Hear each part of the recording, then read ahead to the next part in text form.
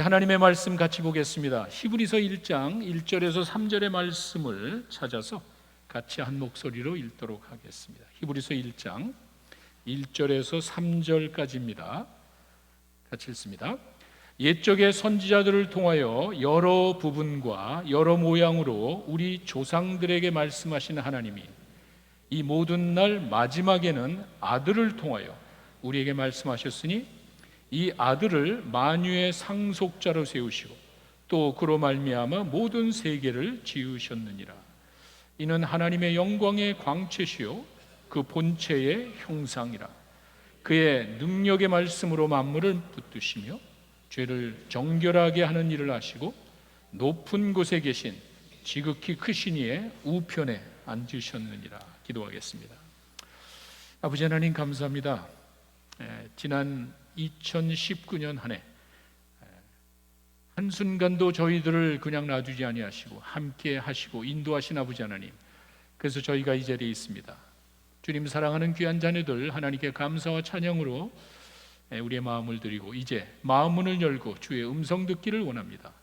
한 해 마무리 짓는 이 시점에 하나님께서 우리의 영의 양식으로 주시는 소중한 말씀을 통하여 새롭게 힘을 얻는 귀한 시간 되게 하여 주시옵소서. 예수님의 이름으로 기도했습니다. 아멘.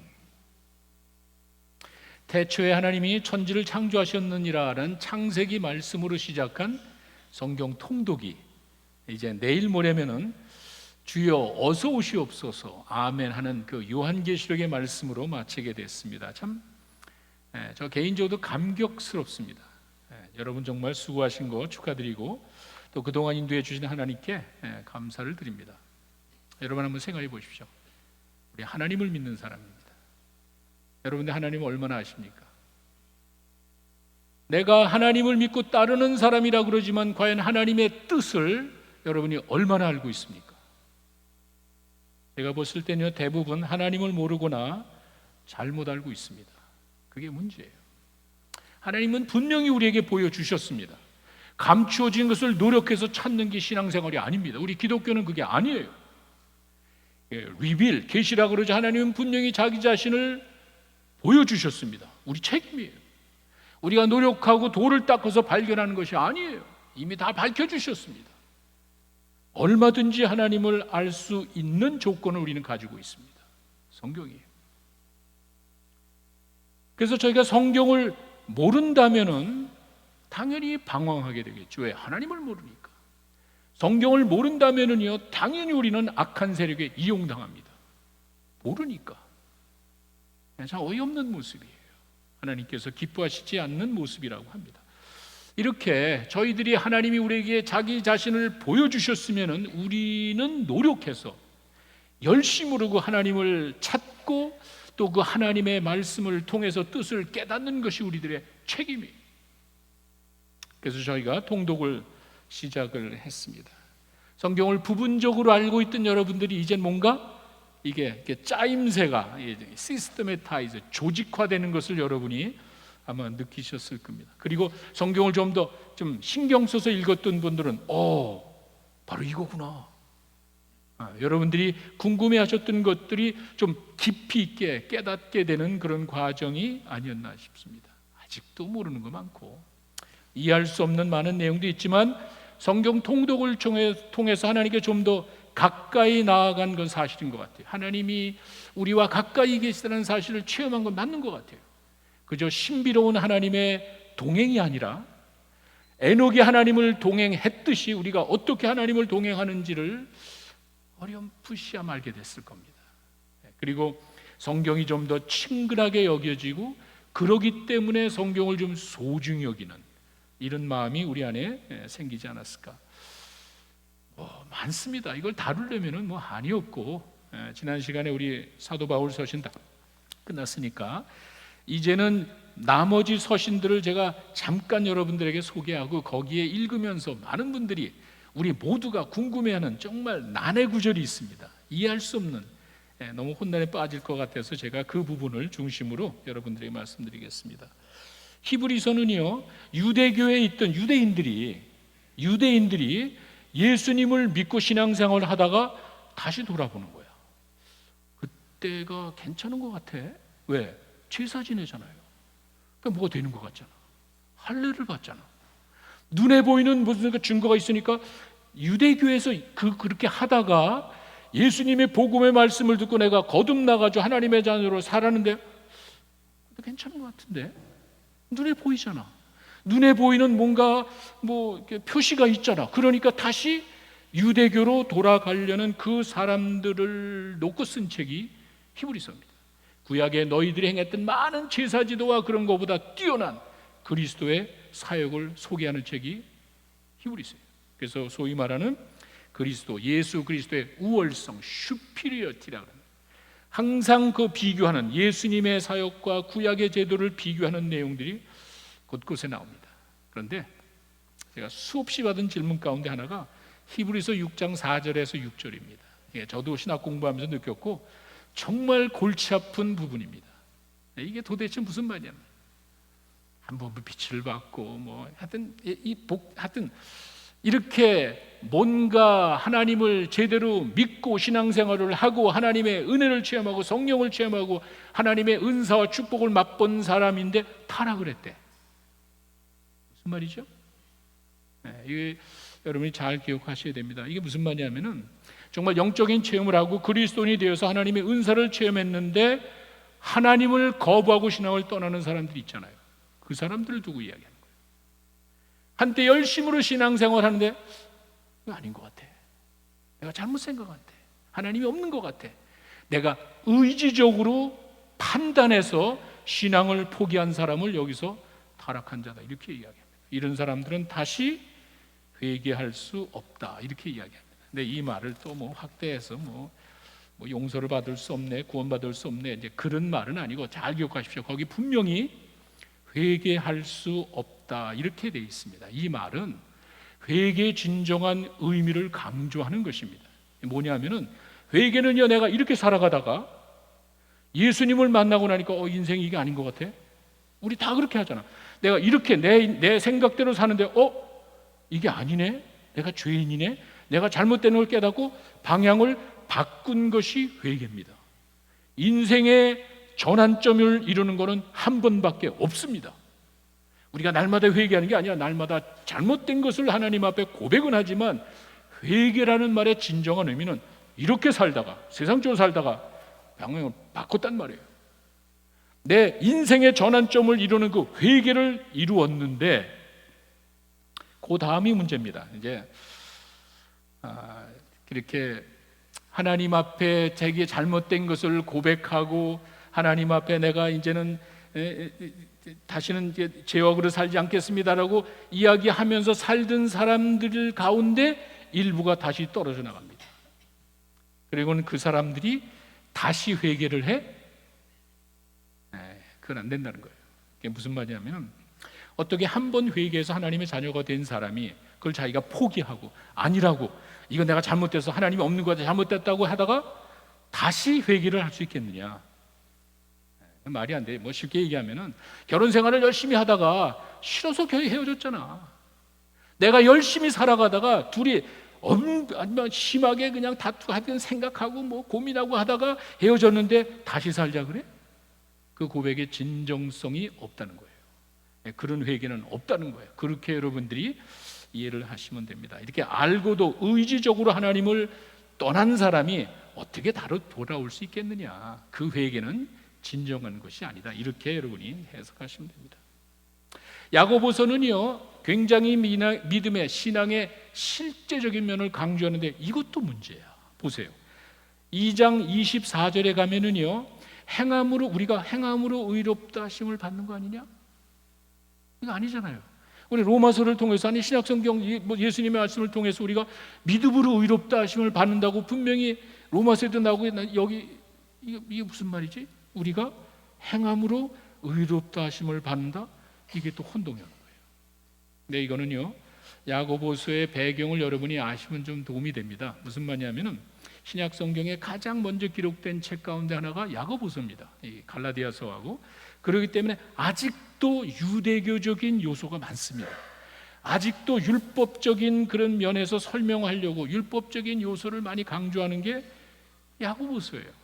정확하게 제가 말씀을 드린다면요, 야고보서와 의롭다 하심에 대한 이 로마서의 차이가 뭐냐면, 로마서에서는 의롭다 하심을 받는 조건은, 우리가 하나님 앞에 의롭다 하심을 인정받는 분명한 조건은 믿음이야. 이거밖에 없어. 이거는 틀림없습니다. 그런데 야고보에서 얘기하는 건 그게 아니고, 의롭다 하심을 받은 증거, 내가 그렇게 믿음으로 의롭다 하심을 받았어? 그 증거가 뭐냐면 그게 행위라는 거예요. 이 말씀을 제가 다시 한번 해석해 드립니다. 이 말씀 어떻게 보냐면, 행함으로 의롭다 하심을 인정받는 것 아니냐, 그 말이에요. 행함으로 의롭다 하심 자체를 받는 건 아니고, 그건 믿음으로 되는 거고, 믿음으로 의롭다 하심 받은 사람들의 그 믿음은 행함으로 입증되는 것이 아니냐. 왜? 행함이 없으면 죽은 믿음이니까. 그 말이에요. 이렇게 조금 여러분이 해석하실 때 좀 조심하셔야 됩니다. 베드로전서로 가시면은요, 그 당시 각처에 흩어져서 핍박당하는 그리스도인들에게 베드로가 권면합니다. 각처에 흩어져 있는 사람들이라는 그 말이 베드로전 1장에 나오죠.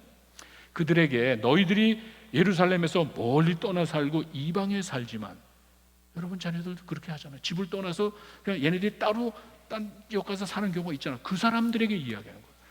거룩하게 살아야 돼. 여기서 많이 떨어졌다, 예루살렘에서 많이 떨어졌다 그래서 너희들 생각대로 살면 안 돼. 어려움이 있어 기뻐해야 돼. 1장 6절에서 7절이 그 말이죠. 어려움 그런 거는 그건 당연한 거야. 어려움을 기뻐하고 불로 연단한 신앙을 가지고 살아야 돼. 흔들리면 안 돼. 베드로가 아주 참 굳건하게 살 것을 아주 좋은 권면의 말씀이죠. 근데 문제는 3장이야. 3장 19절에서 20절. 성경에 가장 해석하기 힘든 구절이 바로 이겁니다. 여러분 많이 들어보셨을 거예요. 옥에 있는 영에게 가서 노아 때 있었던 사람에게 복음 전하고, 이거 정말 골치 아파. 해석이 수십 가지요. 저희가 신학 공부할 때 그냥 농담으로 교수님들이랑 같이 이야기할 때 무슨 얘기냐면, 아마 이거는 베드로 자신도 뭔지도 모르고 이야기했을 거예요. 이거 무슨 말인지 모르겠어. 자세히 한번 읽어보세요. 이게 굉장히 어려운 말입니다.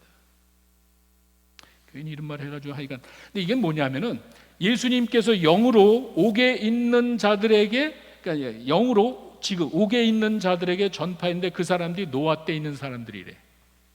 언제 그렇게 했지? 그리고 옥에 있는 영들이 누구지? 이런 해석이 많습니다. 옥에 있는 사람이 무슨 타락한 천사가 아니야? 그건 아닌 것 같고, 그 다음에 보면은 이제 분명히 노아 시대에 안 믿는 사람들이라고 이야기하잖아요. 근데 이것도 제가 이렇게 저렇게 보다가 여러분들 그냥 쉽게 편하게 제가 결론을 지어드리겠습니다. 이게 뭐냐면은, 단어 하나에 그 문법과 상징적인 언어를 잘 이해하셔야 됩니다. 예수님이 죽으시고 부활하시기 전에 한 3일 동안, 요때에 예수님이 옥에 가서 노아 시대 때 죽은 사람에게 복음을 전했다? 대개 이렇게 해석을 합니다. 그런 건 없습니다. 절대로 그런 것이 성경에 2번, 3번 나온 기록이 없습니다. 다시 예수님이 십자가에 달려 돌아가시고 3일 있다 부활하시는 그 기간 동안에 예수님이 옥에 가서 옛날 노아 시대 때 안 믿던 사람에게 복음을 전했다, 세컨 찬스를 줬다? 그런 건 없습니다. 우리 기독교에는 그런 말이 없으니까 그런 거에 생각도 하지 않는 게 좋습니다.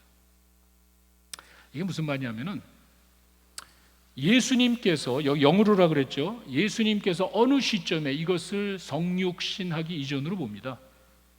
성육신하기 이전에 예수님이 돌아가시고 부활하시기 3일 전에 갔다, 그게 아니라 예수님께서 어느 시점에 이 땅에 오시기 그 전에 영으로 노아를 통해서 그 당시 사람들에게 복음 전했다는 거예요. 요거를 제가 자세하게 말씀드립니다.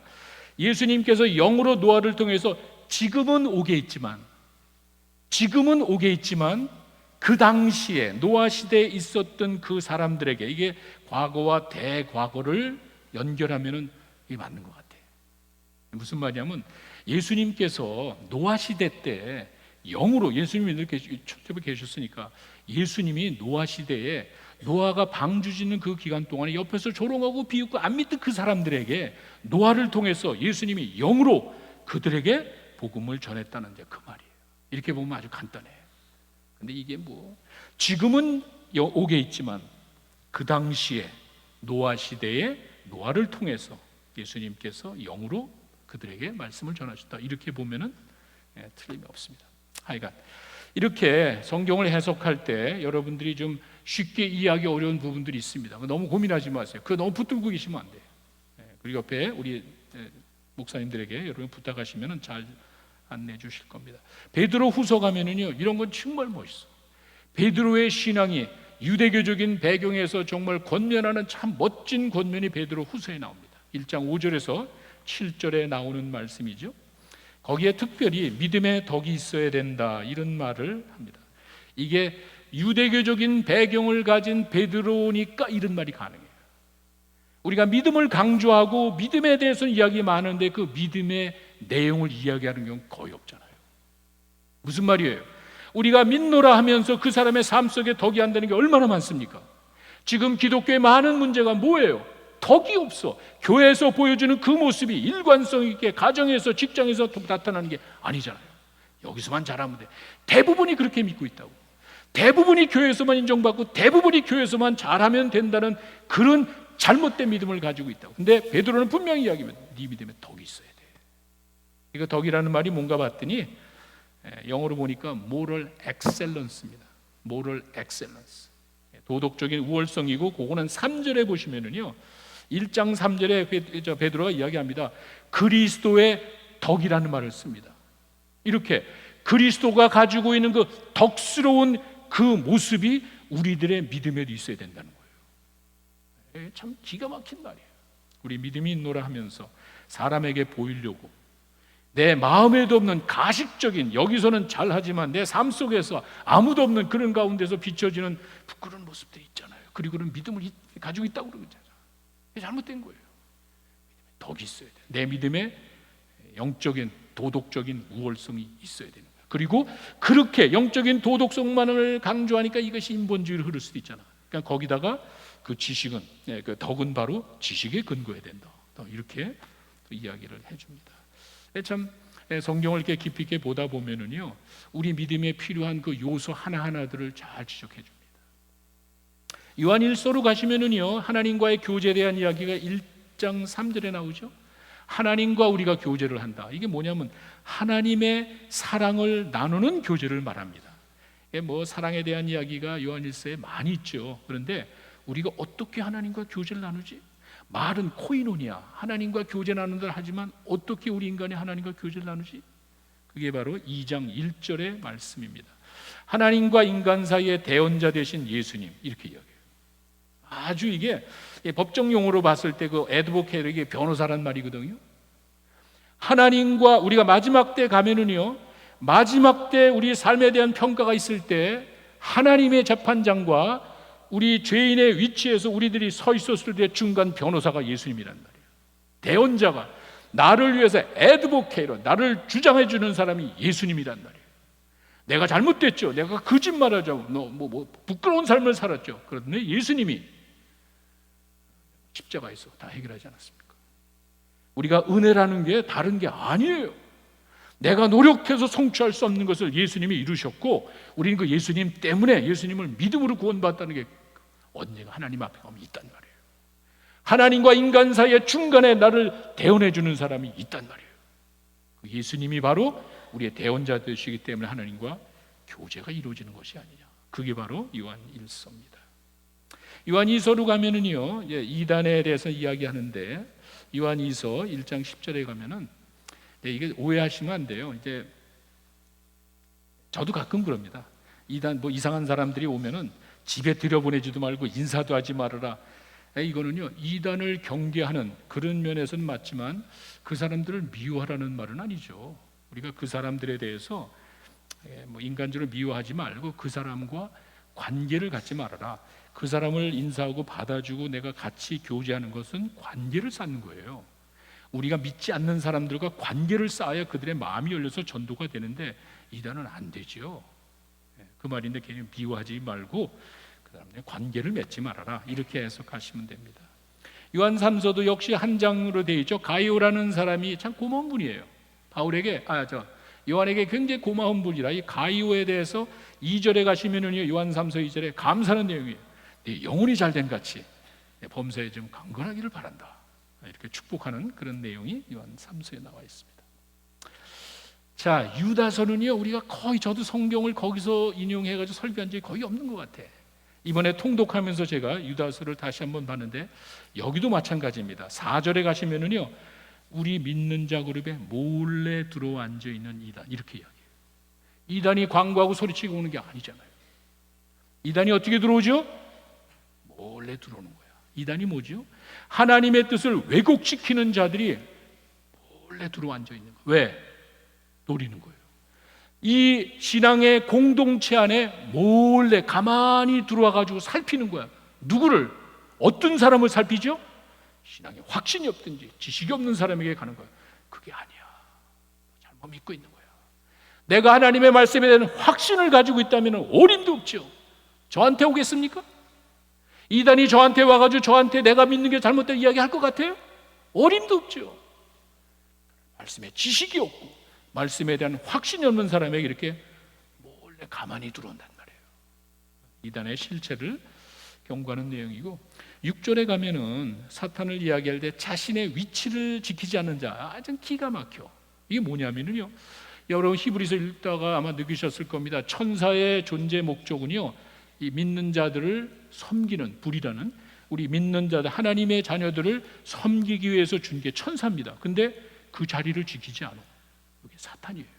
이렇게 표현하더라고요. 유다서가 있어서 정확하게 사탄의 그 데피니션이 뭔지, 그건 타락한 천사라 그러죠.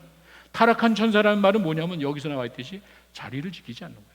하나님께서 우리 믿는 자들을 잘 섬기라고, 위험할 때 보호하고 특별한 뜻을, 말씀을 그 뜻을 전하기 위해서 마리아한테 가고 막 요셉한테 이렇게 하나님의 일을 위해서 믿는 자를 섬기라고 했는데 그 자리를 안 지키는 거예요.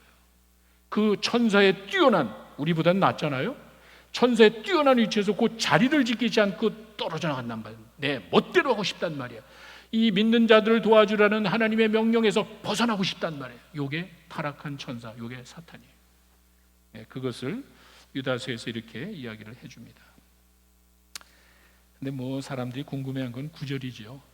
9절에 가시면은요, 유다서 1장 9절에 이런 말이 있습니다. 모세, 그러니까 천사장 미가엘이 모세의 시체를 가지고 사탄과 다투는 내용이 나오는데 이건 성경에 없습니다. 성경에는 이런 내용이 없고, 유대인들이 읽는 그 외경이라 그러죠. 유대인들의 문헌에 보면 이런 말이 있습니다. 그걸 언급하는 거예요. 그게 뭐냐면 출애굽기 2장 12절에 가시면 여러분 뭐 알잖아. 그 모세가 자기 동료를 죽이고 광야로 도망가잖아요. 그 모세는 살인자라 이거지. 그래서 모세의 시체를 사탄이 주장하려고 그랬을 때 천사장 미가엘이 이야기하는 거야. 그렇게 하면 안 돼. 이건 하나님께서 하실 일이야. 그 이야기를 이야기할 때 인용한 말이 유다서 이렇게 나와 있습니다. 이게 뭐 모세 시체를 가지고 천사, 성경에는 그런 말이 없고 그걸 잠깐 인용해서 거기에 다투는 그 내용을 가지고 미가엘이 이야기했을 때 이건 주님께서 하실 일이라는 그것을 설명하려고 썼습니다. 여기서 또 한 가지 주시할 것은 유다서 1장 22절에 가시면은요, 아무리 이단이라고, 아까 제가 말씀드렸죠, 이단에 흔들리는 자들을 너무 경계하고 멀리하고 따돌리고 하지 말고 또 잘 돌봐주래. 그죠? 너무 미워하지 말라는 게 그겁니다. 나랑 신앙이 다르다고 해서 무조건 저 사람들 어떻게 보면 불쌍한 영혼들이잖아. 너무 그렇게 그 사람들 단정하지 말고 잘 돌봐줄 것을 권면하는 게 또 22절에 이렇게 나와 있어. 긍휼히 봐달라 그러죠. 자, 그 다음에 요한계시록입니다. 요한계시록은 신약의 마지막 책이 아니죠. 성경 전체의 마지막 책으로 보시면 됩니다. 그 당시에 예수님이 금방 오실 줄 알았는데 오시지 않고 도미치안 황제 밑에서 기독교가 가장 큰 박해를 받습니다. 신앙을 다 포기합니다. 그런 일이 일어났을 때 요한을 통해서 환상 가운데 마지막에 되어질 일들을 보여준 책이 요한계시록입니다. 굉장히 대부분이 어렵습니다. 상징적인 언어로. 왜? 직접 이야기하면 안 되잖아. 도미치안 저 황제는 사탄이야, 저놈을 믿지 마, 이렇게 얘기할 수는 없잖아. 근데 그런 의미로 상징적으로 언어를 사용해서 설명하는 것이 요한계시록이에요. 어렵습니다. 그리고 이게 뭐 요한계시록만이 아니라 그 당시 초대교회 시제 많은 묵시록이 있습니다. 그 다니엘, 뭐 에스겔 이렇게 나오듯이 그 당시에 많은 문헌들은 이렇게 묵시를 통해서 진리를 전달하는 알레고리 하다거나 이런 심미적인 방법으로 뜻을 전하는 것이 그 당시 많은 사람들이 사용하는 방법이었습니다. 요한이 그걸 이용한 거예요. 그래서 그렇게 감추어진 위장된 언어로 기독교인들을 권면하는 책이 요한계시록. 제가 어렸을 때 청소년 시절이에요. 뭐 밤늦게 팝송 듣는다고 뭐 음악 좋아했거든. 팝송 듣는다고 막 하다가 밤늦 공부도 안 하고 하여간 이렇게 FM을 돌리는데 FM 그 내가 원하는 채널에 가기 전에 무슨 소리가 나. 아마 여기 나이 드신 분들은요 제 말하는 거 다 알 겁니다.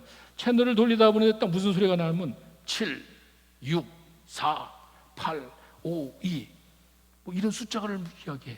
그 채널이 잡혀. 다시 또 가면은 그 다음에 또 9, 4, 3, 6, 5. 얘 뭐 제 숫자 그냥 막 하는 거야. 이게 진짜 뭐 의미 있는 건 아니고 이런 숫자 이야기를 막 한다고. 일반 사람들은 그 말이 뭔지 모르죠. 간첩은 한다고. 간첩들이 사용하던 그 난수표라고 그러죠. 난수표. 간첩들이 사용하던 그 언어, 그 난수표 숫자 8, 7, 6, 5 이게 무슨 말이냐면은 어디 가서 누구를 암살하라는 말이에요. 어느 대학에 가서 데모를 선동하라는 말이에요. 어디에 가서 누구와 접선하라는 그 말이야. 근데 그게 7, 6, 4, 8, 5, 4 우리는 죽었다 깨라도 모르지. 근데 자기들은 그걸 알거든. 자기들의 해석 방법을 가지고 보면은 그 난수표의 숫자가 뭔지를 그냥 착 안, 저놈을 죽이라는 거야. 누구를 암살하라는 그 사인을 그런 식으로 그 숫자로 주는 거야. 어느 대학에 가서 빨리 다음에 왜 거기서 데모 준비하고 있으니까 가서 데모 선동을 해라. 그 누구를 접선해라. 뭐 이런 것들, 이런 이야기들을 그렇게 숫자로 전달해 줬습니다. 이런 때가 있었습니다. 요한계시록이 그렇게 기록이 된 거예요. 요한계시록이. 우리도 그런 단어를 쓰고 그런 언어를 위장된 언어를 썼는데 그 당시에 엄청난 박해 가운데 직설적으로 이야기할 수가 없잖아요. 그럼 끝나잖아. 기독교인 다 죽잖아. 그리고는 뭐 이야기한 사람 바울 뭐 말할 것도 없고 다 죽잖아. 그렇죠. 순교당하네. 그러니까 그 사람들에게 위장된 언어로 설명하는 책이 요한계시록. 이게 참 어렵습니다. 그래서 그 당시에 그 문학적인 기법에 의해서 그 레토릭에 의해서 해석을 해야지 그냥 되는 게 아니에요. 가끔 보면은 어떤 사람이 기도원에 가서 40일 금식 기도하는데 갑자기 환상 가운데 요한계시록 해석이 쫙 보였대. 안 되는 소리예요. 요한계시록이 그렇게 해석되는 게 아니에요. 거기 또 뭐 줄 서가지고 듣는 사람이 이게 아니야. 성경을 모르는 사람들이 그냥 지 멋대로 해봐야 뭐 누가 해석 방법이 없으니까, 누가 따질 사람이 없으니까 그렇게 하는 거지. 절대로 요한계시록이 그런 식으로 나온 게 아니에요. 그 난수표 숫자를 얘기해 주니까 그거 가지고 또 수학 공부하는 사람이 있어. 무슨 공식 있는 줄 알고. 그게 아니에요. 요한계시록은 그렇게 푸는 책이 아닙니다. 여러분들 이걸 참고하시고 1장 3절에 아주 중요한 말씀이 나와 있죠. 이 예언의 말씀을, 이 요한계시록의 특징이 예언이란 말이야. 앞으로 될 일이라는 말이야. 성경 전체가 예언이잖아요. 거기서 이렇게 이야기하죠. 말씀을 읽는 자와 듣는 자와 그 가운데 기록한 것을 지키는 자가 복이 있는데 이유는 때가 가까웠다. 이게 핵심이에요. 하나님의 말씀을 읽고 우리가 묵상하고 통독하고 뭐 큐티하고 지켜 행하는 이유가 뭐냐면은 때가 있단 말이에요. 여기서 말하는 때가 바로 카이로스예요. 카이로스. 이 때라는 것이 그냥 타임, 단순한 타임을 이야기하는 것이 아니라 하나님의 정해진 때가 있다는 거예요. 근데 그건 아무도 모르잖아. 준비하면 돼. 그게 읽고 듣고 지키는 거야. 뭐 특별한 거 하라는 게 아니에요. 하나님의 말씀을 우리가 지난 한 해 동안 통독을 했죠. 성경 전체를 한번 쫙 읽었고 이제 2020년 다음 주서부터는 큐티가 뭡니까? 말씀을 묵상하고 실천하는 거예요. 이게 큐티야. 뭐 대단한 몇몇 사람들이 앉아가지고 깊은 질 그게 큐티가 아니에요. 그 깨달아가지고 좋아가지고 그게 큐티의 목적이 아니에요. 큐티는 말씀을 깊이 묵상하고 그 가운데서 내가 어떻게 실천하지? 그게 큐티예요. 하나님의 말씀을 전체적으로 쫙 봤으면 이제 부분적으로 말씀을 읽고 묵상하는 가운데 나에게 주는 말씀이 뭐지? 이거예요. 그걸 왜? 정해진 때가 있단 말이야. 근데 그건 아무도 몰라. 언제 올지 모르는 거야. 하나님의 정해진 성경에 말하는 종말은요 2049년 오죠. 이게 아니라 성경에서 말하는 그 종말이라는 건 이미 언제든지 그게 올 수 있어. 예수님이 승천하시고 난 다음부터 지금 2000년 이때가 다 종말이야. 언제 올지 모르니까.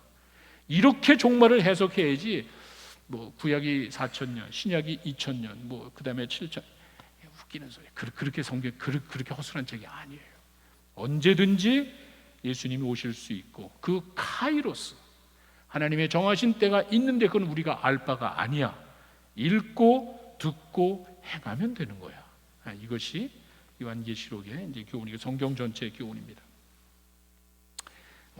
제가 급하게 제가 그 얘기 하려는 건 아니고, 성경을 여러분이 신중하게 읽으신 분들은 성경 전체의 주제가 예수님이구나, 이 정도는 알 수 있을 거예요. 창세기서부터 요한계시록까지 일관성 있게 성경을 관통하는 성경에 한 가지 주제가 있다면 예수 그리스도라는 사실을 아마 느꼈을 거예요.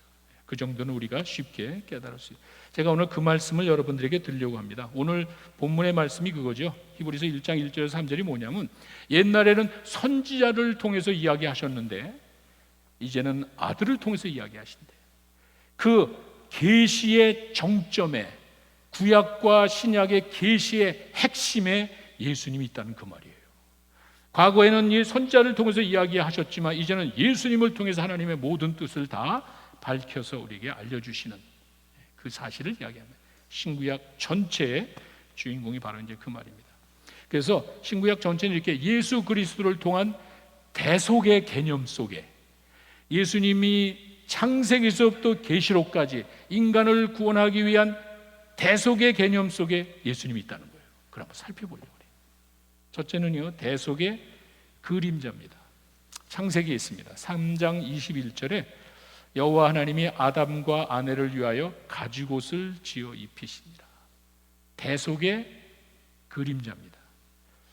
이들이, 아담과 이브가 범죄했을 때 하나님이 부르시니까 창피해서 자기들이 하나님을 거역하고 난 다음에 부끄러운 모습이 드러나가지고 무화과 나무로, 3장 7절에 가시면 무화과 나무로 가렸대. 무화과 나무로 자기들의 부끄러운 것을 가린 거야. 무화과 나뭇잎으로 가린 게 인간적인 방법이야.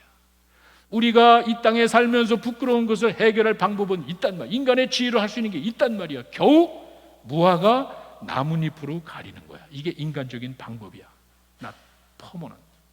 이것이 영원한 방법은 아니잖아. 인간적으로 감추는 방법이 있지요. 내가 부끄러운 모습을 감추기 위해서 좀 술을 좀 마신다든지, 내가 마약을 좀 해가지고 내가 이 죄책감을 좀 없애버리는 방법은 얼마든지 할 수 있지. 오래가는 게 아니잖아. 이게 궁극적인 해결책이 될 수가 없잖아. 그걸 보여주는 거예요. 자기들의 방법으로 하는 이것이 아니라 하나님께서는 가죽옷을 입혔어요. 오래가잖아. 가죽옷이라는 것은 한 동물의 희생을 말하고, 이거는 that's permanent, 오래가잖아. 그러니까 하나님께서 태초에 인간을 만드시고 그 인간이 죄를 지었을 때 그냥 버린 것이 아니라 그 인간을 구원하기 위한 대속의 그림자를 살짝 보여준 거야. 너 방법 가지고는 안 되지.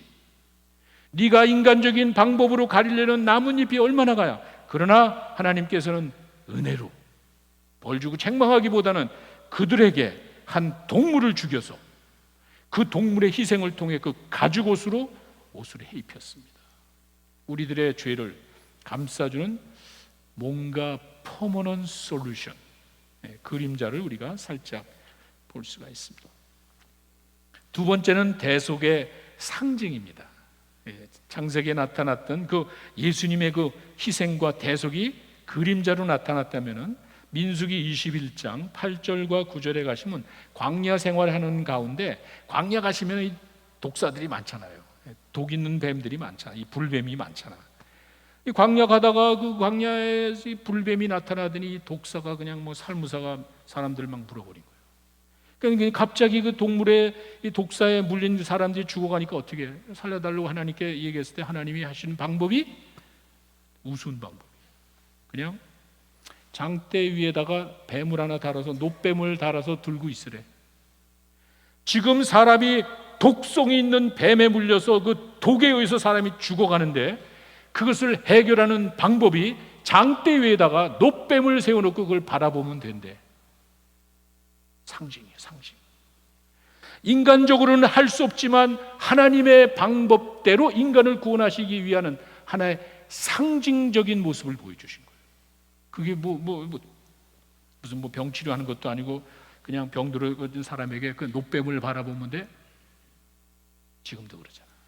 내가 죄지고 잘못해 내가 하는 게 없잖아. 그러니까 유대교에 있다가 예수 믿고 난다, 가만히 있으면 뭔가 좀 해야 되는 거 아니야? 너무 표시가 없잖아. 그러니까 뭐 할례도 받아야 되고 제사, 다시 돌아가려는 사람이 히브리서 나오듯이 그런 사람이 있잖아요. 예수님이 십자가를 바라보면 됩니다. 그게 될까? 내가 한 게 아무것도 없는데, 내가 뭔가 그래도 컨트리뷰트한 게 있어야 되는데 내가 한 거 아무것도 없이 내 죄 용서함을 받는데 좀 이상하잖아. 이미 광야에서 예수님을 보여주신 거예요. 십자가에 달린 그 예수님을 바라보는 자들을 구원하시겠다는 그 상징적인 대속의 모습을 보여주신 거예요. 이게 대속의 상징이었습니다. 세 번째는 여러분이 잘 아시는 대속의 의미.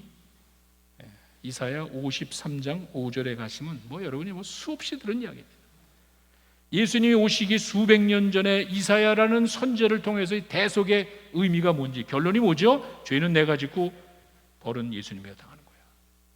도수장에 끌려가는 어린 양이 무슨 죄가 있습니까?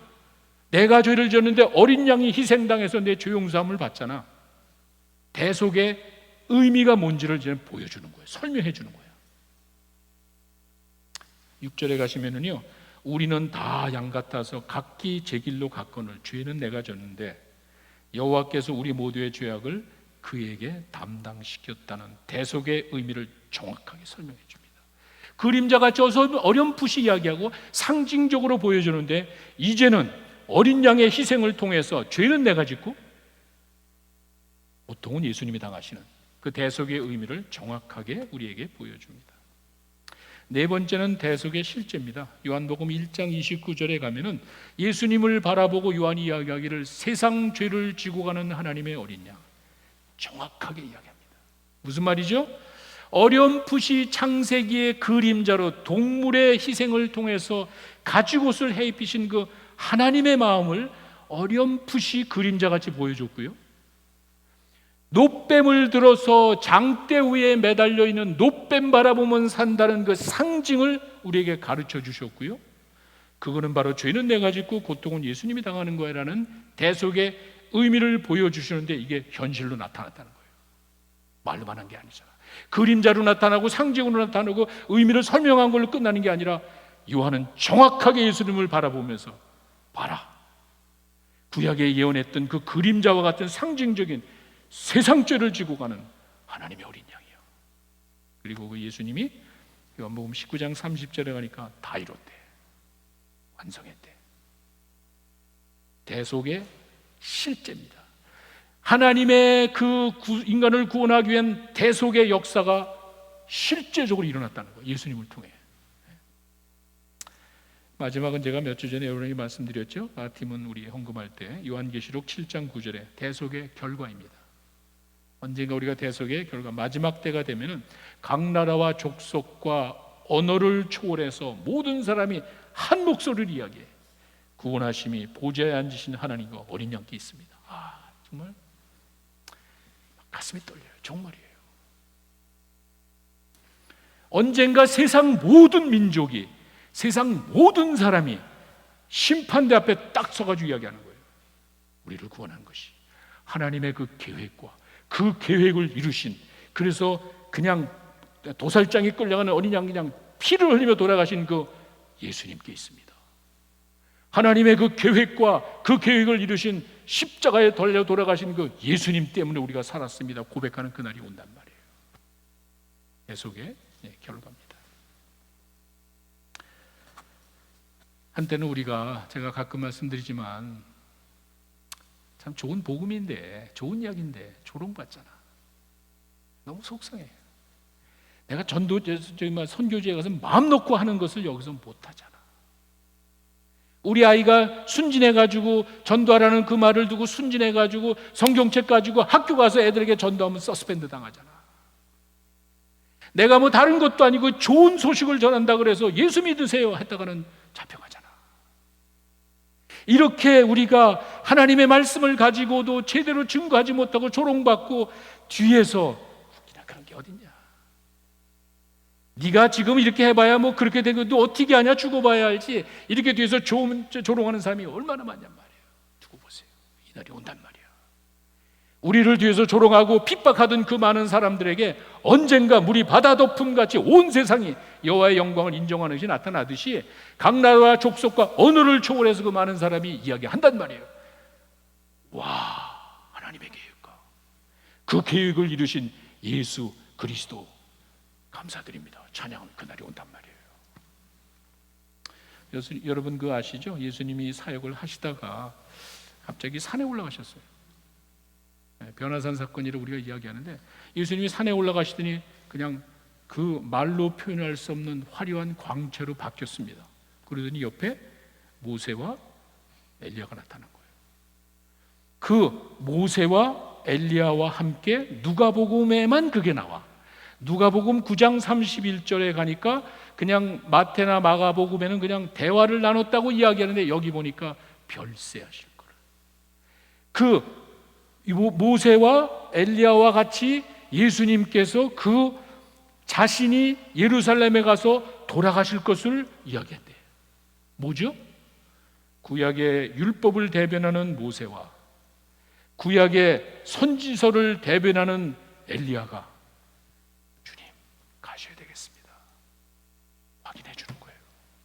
구약 전체 대속을 아니 인류 모든 역사를 통틀어서 가지고 계셨던 그 하나님의 뜻이 율법에 나타나고 선지서에 나타나는데 주님 가셔야 되겠습니다. 이제 예루살렘에 가서 그 뜻을 이루셔야 되겠습니다. 그 얘기를 하는 거예요. 확실하게 확인을 해주잖아. 성경에 나와 있는 모든 그 내용을 통틀어서 하나님이 인간을 구속하기 위한 계획이 성경 전체인데 창세기서부터 요한계시록까지 예수님이 주인공이었어요. 성경 전체의 주제가 되시고 대속의 주인공이 되신 그 예수 그리스도, 가장 귀한 그 이름. 그래서 우리가 찬양하는 거예요. 기도하겠습니다. 자, 여러분 성경 통독을 마치셨습니다.